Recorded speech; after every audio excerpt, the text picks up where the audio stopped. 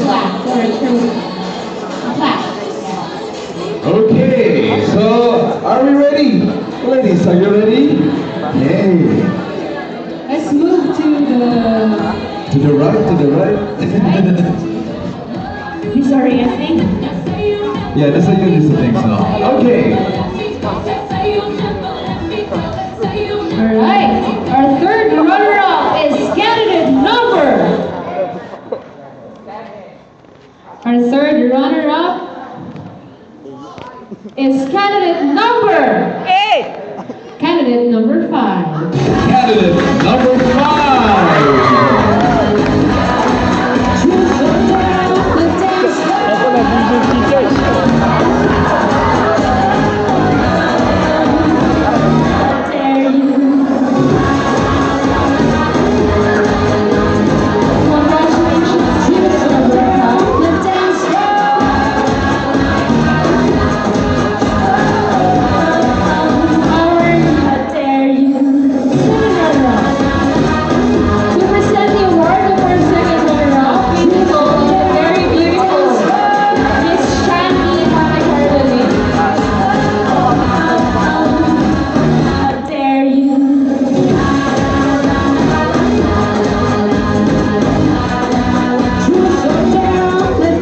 For second runner-up, will receive a sash, 10,000 pesos in cash, of course a plaque, and a bouquet of flowers.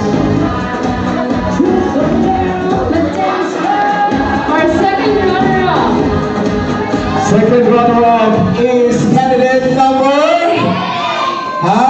Candidate number. Candidate number 7.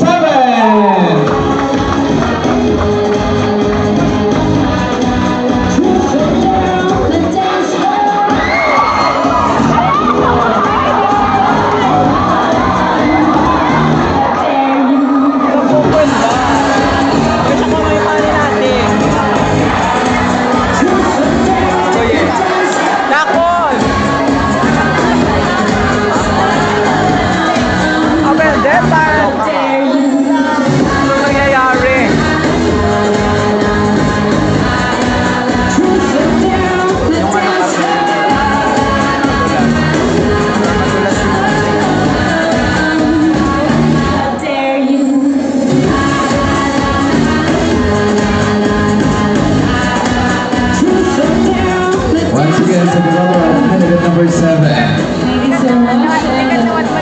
And couple with the Adik. very slippery floor. Adik. Sorry. Adik. girls, Sorry. Are you okay? Are you okay? 7. Okay. Careful lang tayo. Careful lang. Ay, pagod na lang. Oo. Ito na. Ito na talaga. First runner-up.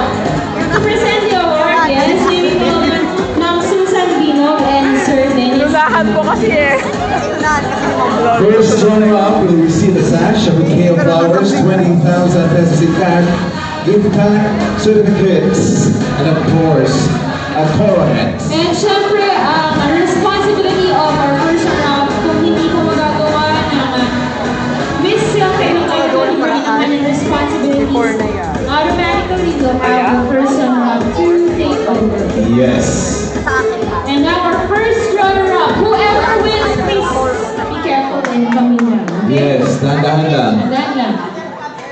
For our first runner-up, is candidate number 4. First runner-up, candidate number 4.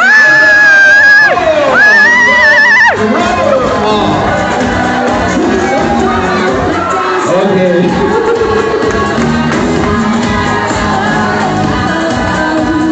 Just like Estela says, mas importante ang task ng first runner-up just because of if ever who wins